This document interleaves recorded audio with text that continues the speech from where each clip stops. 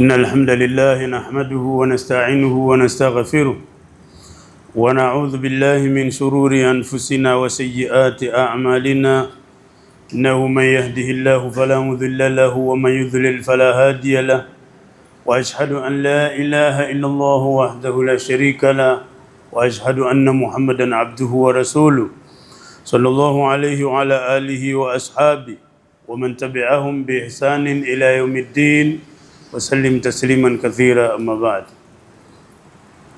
tunamshukuru Allah subhanahu wa ta'ala aliyetukusanya katika nyumba yake kwa ajili yake na kwa ajili ya kutafuta radhi yake yeye Allah subhanahu wa ta'ala, tukiwa tuko mwanzo kabisa au mwanzo wa mgeni wetu mtukufu aliotufikia mwezi wa Ramadhan. Walillahi alhamdu, tukumbushane ambayo tunatakiwa kuwa nayo wakati kama huu au kuyatenda, ili biidhnillah tupate motisha, tupate hamasa za kuweza kuchangamka na kuyatenda kabla ya wakati kupita, kwa sababu hizi ni siku ambazo Mwenyezi Mungu amesema ayama maadudat, ni siku zenye kuhesabika. Kwa ajili hiyo, ni yapi ambayo Muislamu anatakiwa kuyazingatia wakati wa mwezi huu mtukufu wa Ramadhan? Jambo la kwanza ni aniya alkhaliswa fi fi'li taat wa fi'li alkhairat wa ijtinabi almanhiyat, kuwa na nia ambayo ni safi, ni halisi katika kuhakikisha kwamba aweke azma ya kuyatenda yaliyo mema katika mambo ya sunan za kablia na baadia, katika mambo mbalimbali ya khairat katika mwezi huu mtukufu wa Ramadhani, na kujiepusha na yale ambayo kwamba yamekatazwa. Ndugu waumini, watu wanapokuwa wanautizama mwezi, kuna watu wanazikwa katika dunia hii. Siku ya kuangalia mwezi watu wanazikwa, ina maana ajali yao imeishia pale. Na kuna wengine chungu mosi, tarehe moja ya mwezi wa Ramadhani ndiyo siku yao ya kuzikwa, na wengine 10 la kwanza au wiki ya kwanza ya Ramadhani. Kwa hivyo mwezi wa Ramadhani kila mwaka unarudi, lakini sisi ndio ambao siku zetu za kuhesabika, na kuhesabika kwenyewe basi hata hatujui kwamba zimebakia ngapi, kwa sababu anayefanya kazi mfano ya kuajiriwa anajua yeye atastaafu akiwa na umri wa miaka kadhaa kama uhai upo, lakini mwanadamu anavyoishi katika dunia hii hana guarantee ya nusu saa mbele yake. Sasa hivi ni adhuhuri, hakuna mmoja katika sisi ambaye ajua atafika alasiri, hakuna kabisa. Sasa nia khalisa fi fi'li taat inasaidia kwamba mtu anapoazimia kuyatenda yaliyo mema mbalimbali katika mwezi huu mtukufu, ikitokea ajali au ikatokea mani min almawani bihaithu lam yatamakkan min fi'li ma azama alayhi, au ikatokea kizuizi cha kumzuia kufanya yale ambayo kwamba aliazimia kuyafanya, tuktabu lahu hasanatuhu kamila lisababi niyatihi, anaandikiwa mema yake yaliyokamili kwa sababu ya nia yake. Mwanadamu wakati wowote yufajau bi umurin ma kana laha fil husban, anapatwa na mambo ambayo kwamba alikuwa hayako katika mipangilio yake kabisa. Lakini unapokuwa na nia kwamba inshallah Ramadhani hii mimi nataka nisome Qur'ani mara kadhaa, Ramadhani hii nataka nisikose tarawih, Ramadhani hii nataka nitoe sadaka kila siku kiasi kadhaa, ukatokea awaiq wa mawane, basi ile nia alkhaliswa inakuwa ni sababu ya mtu kupata yale aliyoazimia. Minataahubi li Ramadhan walisti'dadi lahu bitaati wa ziyadati alhasanat wa hajri sayyiat عن ابن عباس رضي الله عنه أن النبي صلى الله عليه وسلم قال إن الله كتب الحسنات والسيئات ثم بين ذلك فمن هم بحسنة فلم يعملها كتبها الله له عنده حسنة كاملة. الحديث متفق عليه. Ibn Abbas amepokea kutoka kwa Mtume sallallahu alaihi wasallam akisema kwamba hakika Mwenyezi Mungu, inna Allaha kataba alhasanati wa sayyiati, Mwenyezi Mungu aliandika mema na mabaya na akawabainishia watu. Thumma bayyana dhalika, akawabainishia watu mema ni yapi na mabaya ni yapi. Faman hamma bihasanatin falam ya'malha, mwenye kuazimia kutenda jema kisha hakulitenda jema lile kwa sababu ya kikwazo ambacho kiko nje ya uwezo wake, mwanadamu kama huyu, Mtume sallallahu alaihi wasallam anasema katabaha Allahu lahu indahu hasanatan kamila, Allah atamwandikia kama alotenda jema lile kiukamilifu kulingana na nia yake na azma yake aliyokuwa nayo. Alhadith muttafaqun alayhi. Na tunaposema alhadith bimaana huwa baadhi alhadith laysa kullu, kwamba ni baadhi ya hadithi sio yote. Sasa hadha mahallu shahid, hapa ndio mahali panapotolewa ushahidi kwamba kuna umuhimu kuwa na azma mwanadamu ya kuyatenda mema, asiwe kama anabahatisha vile. Jamani, mwanadamu aweke azma ya kwamba atakuwa na nishati kamili katika kuyatenda mema ya ziada katika mwezi wa Ramadhani. Ikiwa kawaida yake alikuwa hupitwa na kablia na baadia, katika mwezi huu kablia na baadia weke azma kwamba hazitompita, atahakikisha anawahi kabla apate kablia, na baadia hakikishe kwamba anawahi kuiswali ili apate fadhail ambazo ndani yake kuna baraka na wakati huu ambao kwamba tuko nao. Maarifatu sharafi zaman falwaqtu huwa alhayat wa huwa ra'su malik alladhi tutajiru fihi ma Allah subhanahu wa ta'ala, kujua utukufu wa wakati huu tulionao. Wakati tulionao thamani yake ikoje? Qala al-Imamu Abu al-Faraj Ibn al-Jawzi rahimahullah, yanbaghi lil-insani an ya'rifa sharafa wa qimata waqtihi fala yudayyi'uhu fihi lahadhatan fi ghairi faida.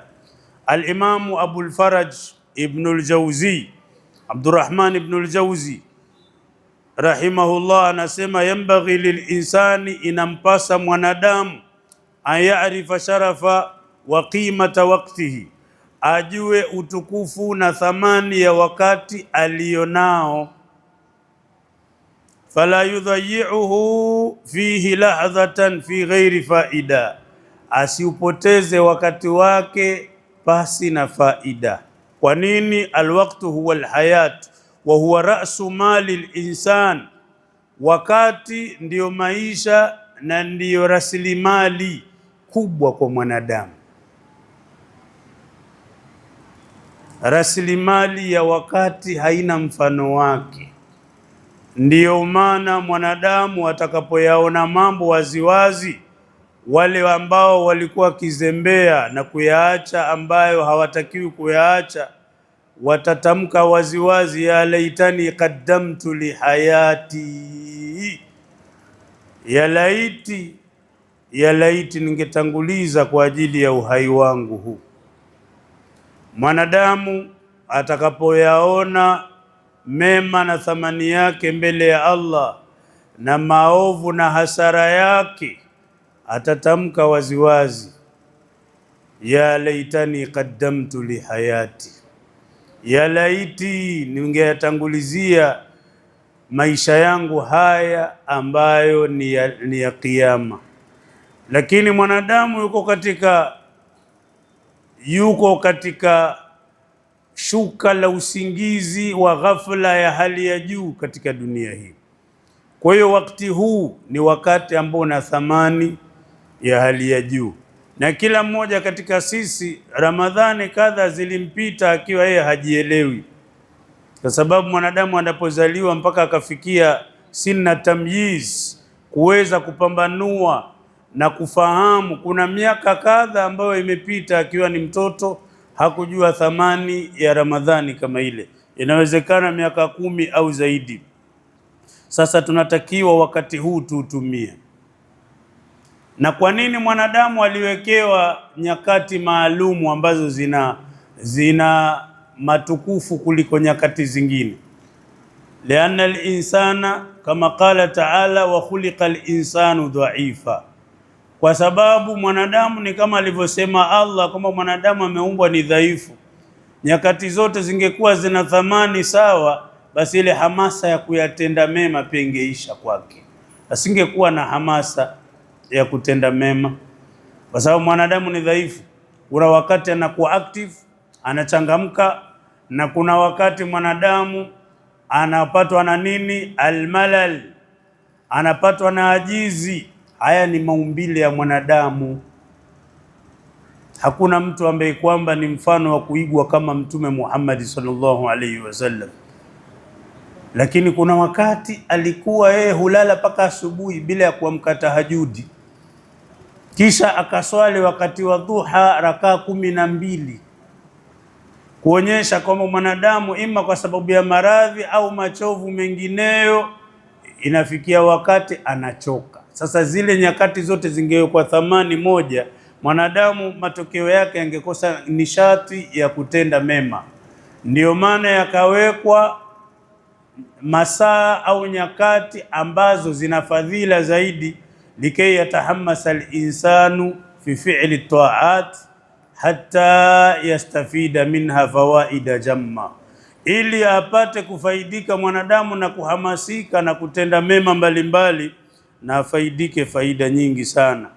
Katika mambo ambayo ni muhimu kuyatenda, at-taubatu sadiqa, ni mwanadamu anatakiwa atubu toba ya kweli katika mwezi wa Ramadhani.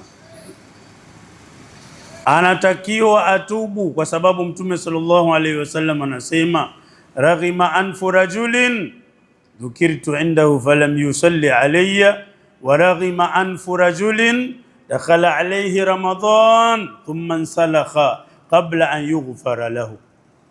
Mtume sallallahu alaihi wasallam anasema, hakika amedhalilika mtu na pua yake kasuguliwa kwa mchanga kabisa, ambaye nitatajwa mbele yake alafu asiniswalie. Huyu amedhalilika mno.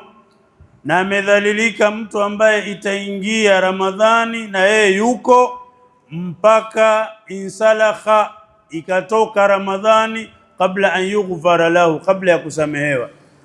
La haula wala quwwata illa billahi al-aliyyil azim.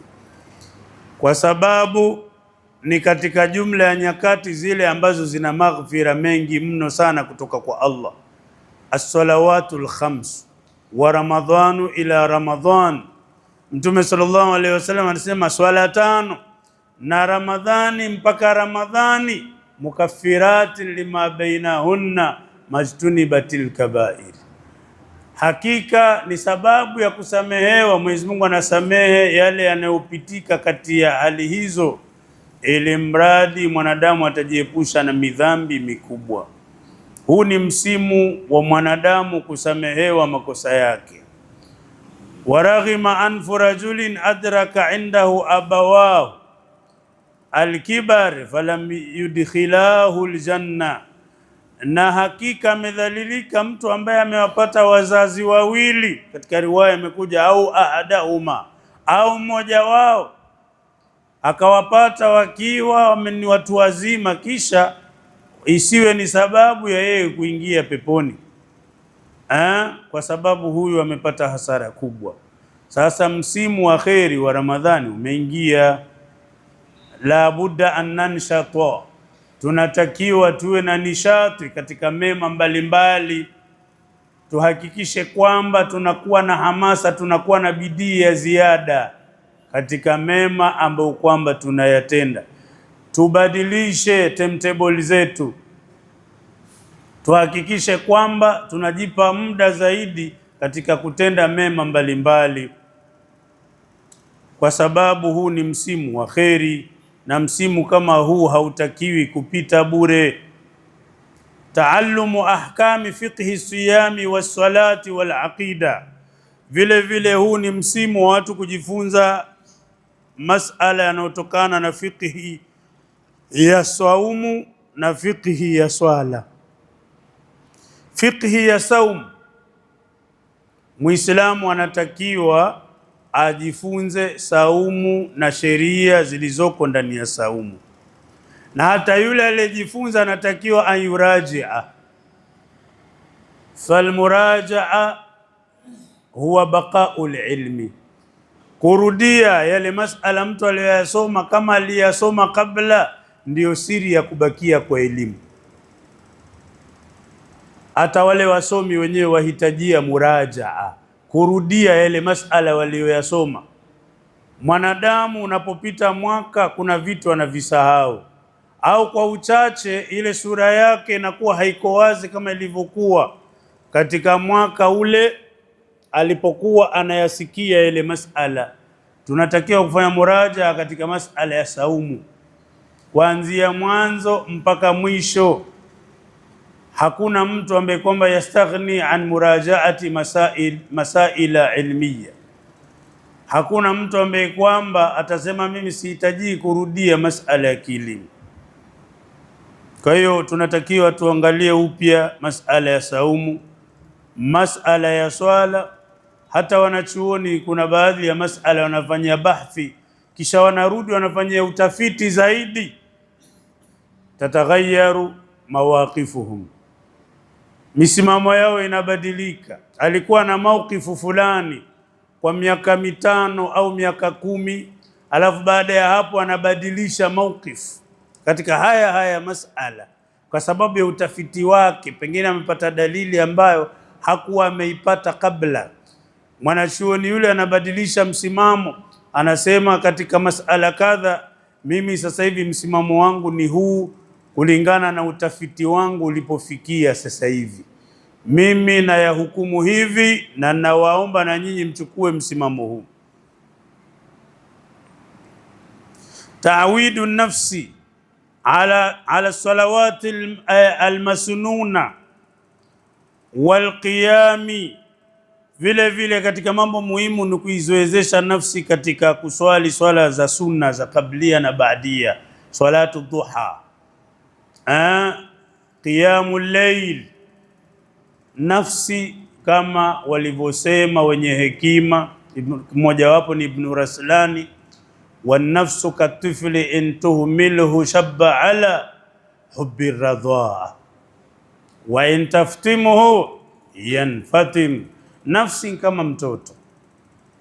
Mtoto mamake asipomwachisha atafikia hatua yenda kucheza mpira, lakini akirudi amwambia mamake kaa ninyonye, mama kaa ninyonye, ataendelea kupenda kunyonya tu.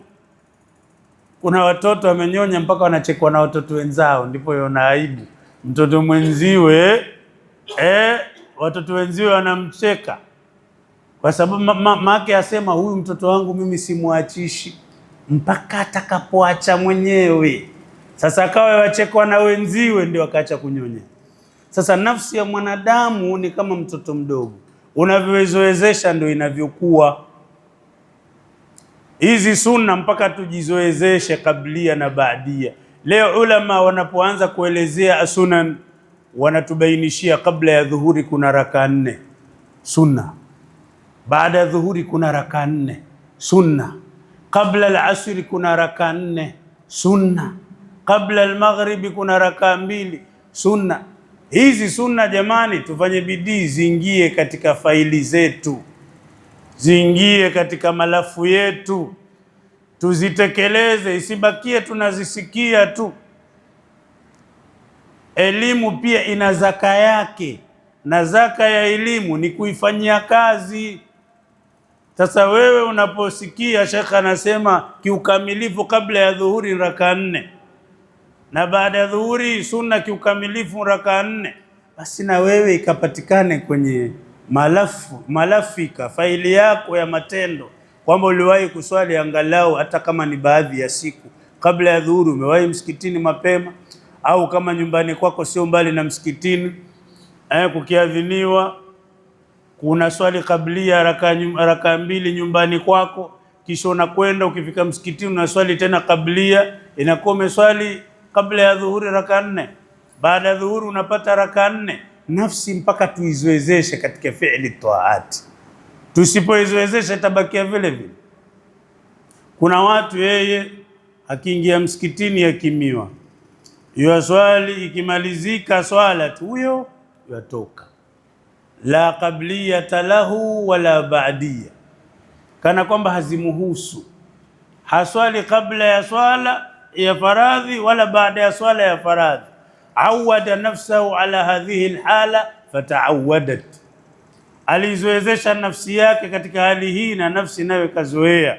Sasa haya mambo yanahitaji sisi tujizoezeshe.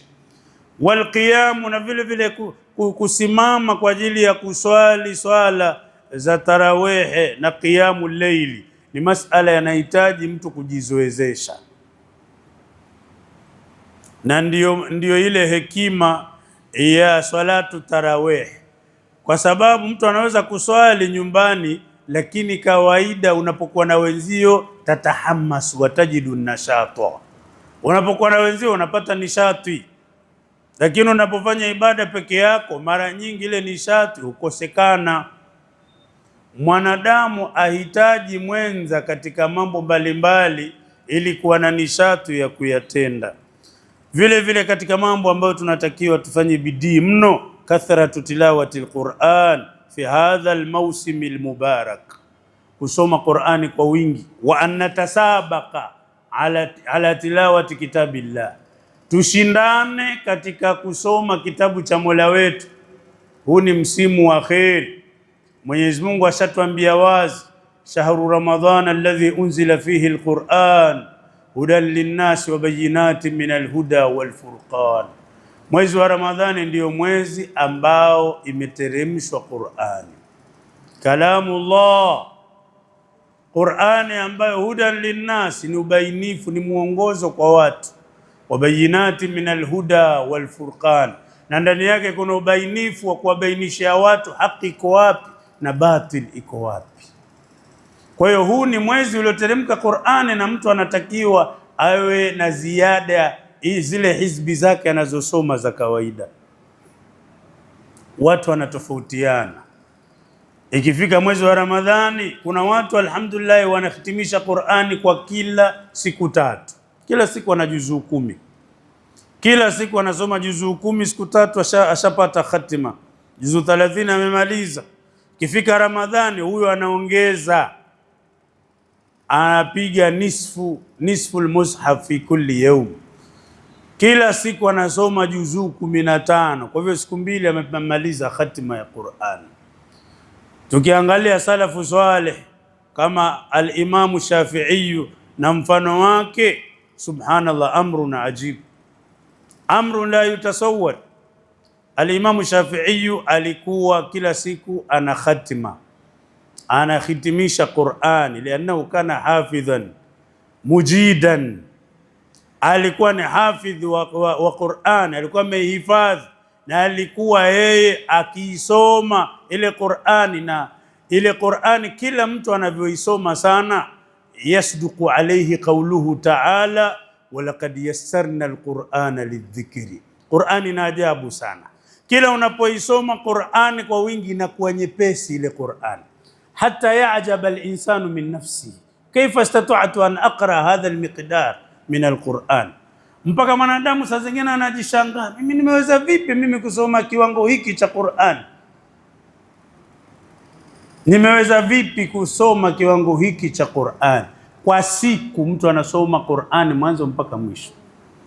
Tumeona wakati wetu mmoja katika mashekhe zetu Mahdi Kisauni, Sheikh Abdussalam Hadith Madhhari, ni katika mashekhe ambao nimeshuhudia anaanza Qur'an baada al-fajr wa qabla al-maghrib yakhtimu al-Qur'an.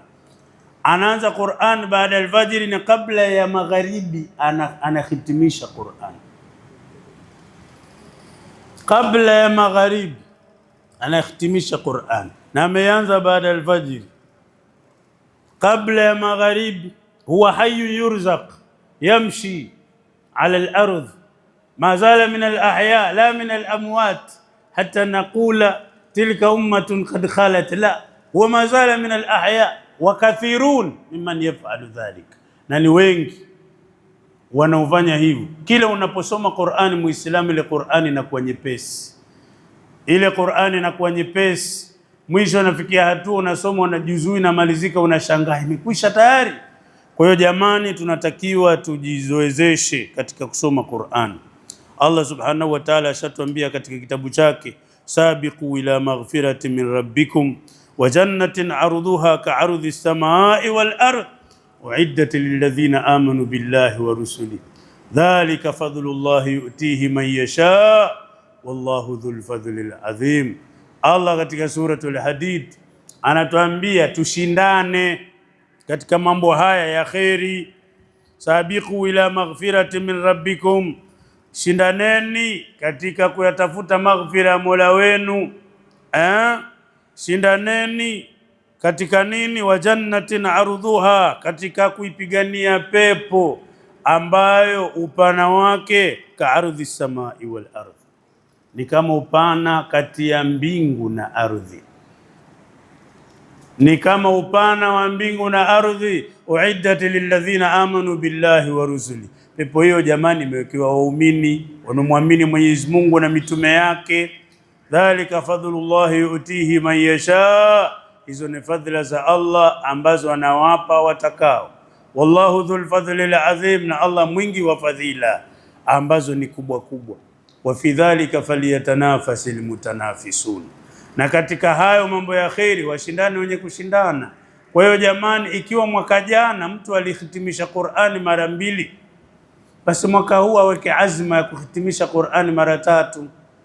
Ikiwa alihitimisha mara 3, ana uwezo wa kuhitimisha mara 4. Mwanadamu ana uwezo mkubwa sana wa kuyafanya mambo ya ajabu, lakini uwezo ule umejificha nyuma ya nini? Ya azma. Sisi hapa msikitini tukiambiwa tutoke na hapa kwenye dirisha hili, yule anayekwambia utoke na hapo utamuona chizi, mwenda wazimu. Sasa hapa kuna chuma, hapa tutatoka vipi?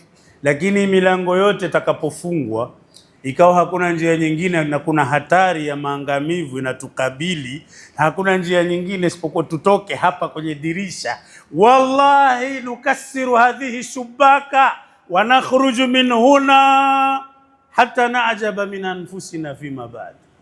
Hili dirisha tutalivunja hili, na tutatoka na hapa dirishani kwa muda mfupi mpaka watu tutashangaa baada ya kutoka. Huyu ndiye mwanadamu, ana nguvu nyingi ya ajabu, lakini nguvu ile imejificha kwenye nini? Aniyatu wal azmi, kule kutia nia na kuazimia kulifanya lile jambo. Lile ndilo linakusanya ile nguvu yake yote inakuja pamoja. Lakini akiwa muhimid, tembelecho Waswahili wasema ukipanda pantosha utavuna pankwisha. Sasa watu wengi katika dini yao, tosha bwana we, tosha hii. Akifanya kidogo mambo ya dini, tosha bwana we, tosha. Ewe ukipanda pantosha utavuna pankwisha. Katika mambo ya kheri unatakiwa wewe ufanye bidii kuhakikisha kwamba unashindana. Angalia maneno ya Mtume Muhammad sallallahu alaihi wasallam alivyotupa irshadat. Atuambia fi umuri dunya an nandhura ila man huwa adna minna wa fi umuri din an nandhura ila man huwa a'la minna. Katika mambo ya kidunia muangalie yule uliyemzidi. Wewe na mimi ukiwa na viungo kamili, angalia yule ambaye viungo vyake vimepungua, hali inakuwa vipi? Ukiwa na uwezo, kuna mwingine hana uwezo, mwangalie. Fahuwa ajdaru an tasha alla tazdaru ni'matallahi alaykum. Ukifanya hivyo hutadharau neema za Mwenyezi Mungu, bali takunu abdan shakuran, utakuwa ni mja mwenye shukurani. Lakini katika mambo ya dini mwangalie aliyekuzidi, na ujaribu kuhakikisha unamfikia kadiri inavyowezekana. Umar ibn al-Khattab alikuwa akishindana na Abubakar, akijaribu kila mara kumtangulia Abubakar Siddiq radhiyallahu anhu. Wa hakadha kana salafu salih. Sasa katika Qur'ani jamani, tufanye bidii kusoma. Na sasa hivi mambo mbona yamekuwa mepesi? Zamani mashekhe zetu na salihina min ibadillah akitembea na mswahafu wake kwenye mkoba na nini. Sasa hivi wewe kwenye simu yako masha Allah unaweza kuweka miswahafu hata 30. Taj'alu mushafaka fil jawal, ashalu ma yakunu. Na wanachuoni wamehimiza masala kama haya, kwa sababu mwanadamu kuna wakati ambao unampita mwingi sana, ana uwezo wa kusoma Qur'ani lakini pengine hana mswahafu karibu. Mathalan, unaweza kwenda kwa doctor na appointment, ukifika kuna foleni, zamu yako pengine baada ya jisaa ndio utapata kuingia kwa yule dokta. Ule muda ambao unangoja wakae zamu yako, ule muda ule unaweza kutumia kusoma kitabu cha Mola wako. Watakra juz'ain wa 3 ajza hasba ma tayassara lak, unasoma juzuu 2 au 3 kulingana na wepesi wako wa kusoma Qur'an. Lakini muda ule unaweza kukuta mtu amekaa, pengine Muislamu mwingine anasinzia pale. Hadhihi fursa tantahizuha, kati ya nyumbani mpaka kazini. Laalla indaka saiq, inawezekana na driver ambaye anakudrive, anakupeleka kwenye gari lako. Muda ule unaweza kutumia, unafungua kwa simu yako, unasoma kitabu cha Mola wako kati ya masafa ya nyumbani na kazini, ukawa umefaidika, umeweza kusoma peji kadhaa za Qur'ani au pengine nusu ya juzuu au pengine juzuu nzima. Saa zingine mtu anakwenda anapeleka gari lake, lakini akutana na jam, gari haziendi hazirudi, la haula wala quwwata illa billah. Ule muda unafungua mswahafu wako kwenye simu, unasoma kitabu cha Mola wako mpaka ile jamu ikija ikifunguka, pengine umemaliza juzuu au juzuu 2. Mimi ni mtu wa South Coast kule, nimeitumia hiyo, nimefaidika sana. Sasa zingine unafika feri pale, meli zinapita, hakuna feri za huku kwenda kule wala za kule kuja huku. Unachukua mswahafu, unachukua simu, unafungua, unasoma Qur'an. Wallahi mpaka kija ukiingia kwenye feri pale, mpaka ukifika upande wa pili ushamaliza juzuu au umemaliza juzuu na nusu au juzuu 2. Unatumia, la budda min intihazi hadhihi alfuras. Kuna umuhimu wa kutumia nafasi kama hizi. Kuna baadhi ya watu shaitani anawapa shubha, hadhi shubha la asasa la, walakin kad tamna'uhu min dhalika.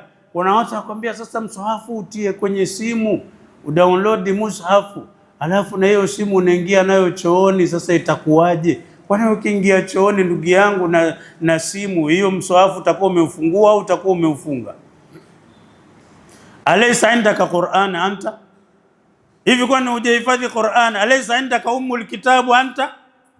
Hivi kwenye kifua chako hakuna suratul Fatiha? Alaysa hiya afdalu suwaril Qur'an?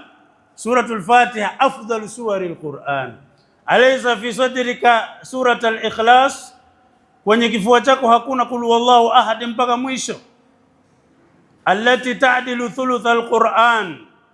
Alaysa fi sadrika ayatul kursi? Je, katika kifua chako hakuna ayatul kursi? Sasa wewe hutokwenda chooni? Hutokwenda chooni? Utakwenda kwa sababu iko ndani. Ile simu ukishaizima ukafunga ule mswahafu, khalas, inakuwa ni kama wewe uko na Qur'an umehifadhi. Lakini maadamu husomi ukiwa chooni, basi inakuwa hakuna matatizo yoyote. Kwa hiyo tuna umuhimu kuweka kwenye simu zetu kitabu cha Mola wetu. Tena mashallah, wallahi watu wanafanya khairat, wanafanya sadaqatul jariyat, wanatutayarishia app. Wewe ukiandika mushaf, wallahi zitakuja app za kila sampuli na tafsiri zake. Wewe kazi yako ni kuangalia tu hii ikoje.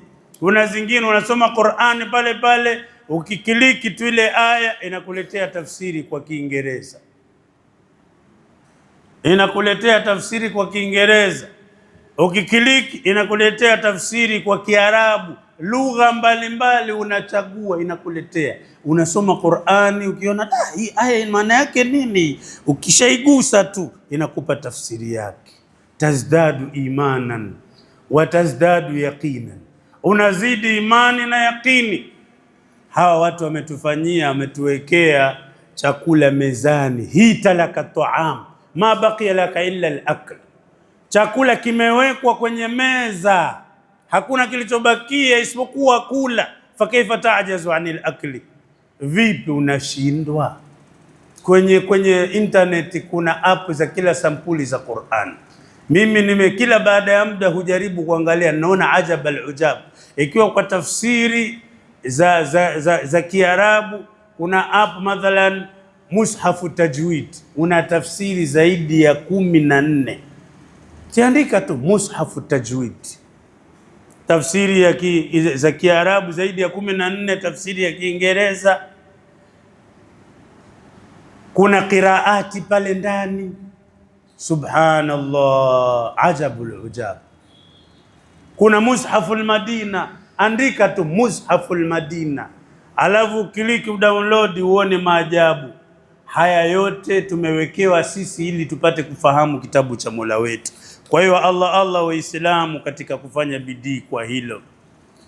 Jamani, wakati huu tunatakiwa tufanye wingi wa kuleta adhkari wal aurad, kumtaja Mwenyezi Mungu, adhkaru sabah wa adhkaru almasa wa adhkaru naum wa adhkaru alkhuruj min albayt wa adhkaru rujuu ila albayt. Hizi adhkari zote tunatakiwa tufanye bidii, tufanye bidii jamani. Mtume Muhammad sallallahu alaihi wasallam anasema sabaqa almufarridun, sabaqa almufarridun. Qalu wama almufarriduna ya Rasulullah? Qala adh-dhakiruna Allaha kathiran wadh-dhakirat. Mtume sallallahu alaihi wasallam asema wametangulia wale wanaompwekesha Mwenyezi Mungu, wametangulia kwa mazuri mengi mno wale wanaompwekesha Mwenyezi Mungu.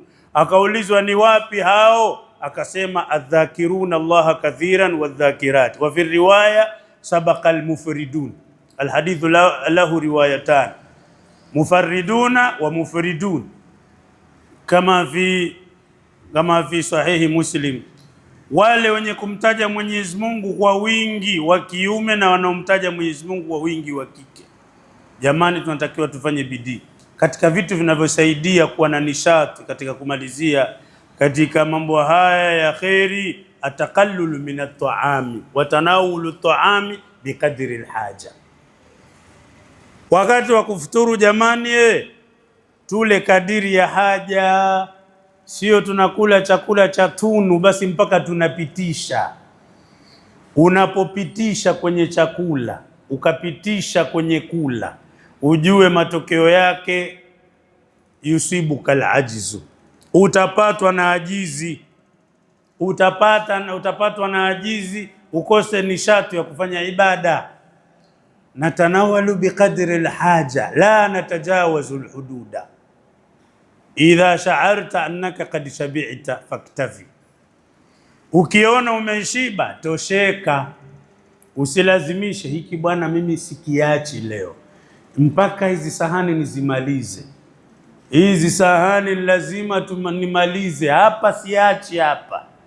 Jua kuna watu wengine wana misemo ambayo hata si mizuri. Kama wanasema wanawake, ukibakisha chakula hukupunguzia kesho. Kile chakula ukibakisha kesho, yule mwanamke anapunguza kile chakula. Kesho kibakisha anapunguza. Kwa hiyo hakikisha hakibaki ili kesho asikupunguzie. Haya maneno hayana msingi. La asasa lahu minasiha. Kabisa la asasa lahu minasiha. Jamani, ukisikia umeshiba tosheka. Mweza kushangaa pengine hujaliona lakini limetokea. Kuna watu wametapika msikitini. sami Allahu liman hamida, Allahu akbar, anatapika. Limadha? Liannahu tajawaza alhududa fil akli, kwa sababu amekula mpaka akapitisha, na huku hataki kuacha tarawih. Kwa hiyo hapo kwenye tumbo hapo kuna vurugu, hapo kuna vurugu ambalo si la kawaida, na yeye anasema siachi no, matokeo yake anatapika. Ishatokea baadhi ya misikiti, ishatokea kwa sababu mtu amepitisha. Jamani, ukijisikia umeshiba tosheka. Hata baada ya tarawih pia kikiwa kimepungua unaweza kuongeza. Jamani, imehani halali usiku wote kula, sio kula kiasi cha kutosheka. Nenda kaswali isha, swali tarawih, ukirudi nyumbani usema mbona kambe sijala mimi, itisha tena ule. Lakini usipite mipaka yako, kwa sababu satuswabu bila ajizi, utapatwa na uvivu, utapatwa na uvivu wa kufanya ibada. Kwa hiyo jamani, haya ni katika mambo ambayo yanasaidia, na huu ni msimu ambao jamani, kila mmoja katika sisi anajua, kila mmoja katika sisi kuna jamaa yake au mtu amjuae ameondoka katika mwezi wa Shaaban, na katika sisi ambao tuko hai kuna wengi ambao Ramadhani hii ndio Ramadhani yao ya mwisho. Huo ndio ukweli ambao hatuwezi kukataa, lakini tatizo ni kwamba hatujui tu. Sasa Mtume alitufundisha idha sallaita fasalli salata muwaddi, unaposwali swali swala ya mtu anayeaga, kwamba hatopata swala nyingine. Wewe unafikiri ukijua hii ndio swala ya mwisho utaswali vipi? Utadona dona? Hapana, utaswali na khushui na machozi yatamwagika. Sasa hii saumu pia tukifunga jamani, tufunge saumu ya mtu ambaye hajui Ramadhani ijayo kama ataipata tena. Na ibada zote mbalimbali ambazo tunahimiza zifanywe kwa bidii, ili biidhnillah iwe ni sababu ya kupata ajira kubwa mbele ya Allah subhanahu wa ta'ala. Kwa haya machache tulikumshana, Mwenyezi Mungu ajalie tupate hamasa ya kufanya khairati, na iwe ni sababu ya kufanya mazuri, ili tupate ajru na thawabu na baraka mbele ya Allah subhanahu wa ta'ala. Subhanaka Allahumma bihamdika ashhadu an la ilaha illa anta astaghfiruka wa atubu ilaik. Wa sallallahu ala nabiyyina Muhammad wa ala alihi wa sahbihi wa sallam.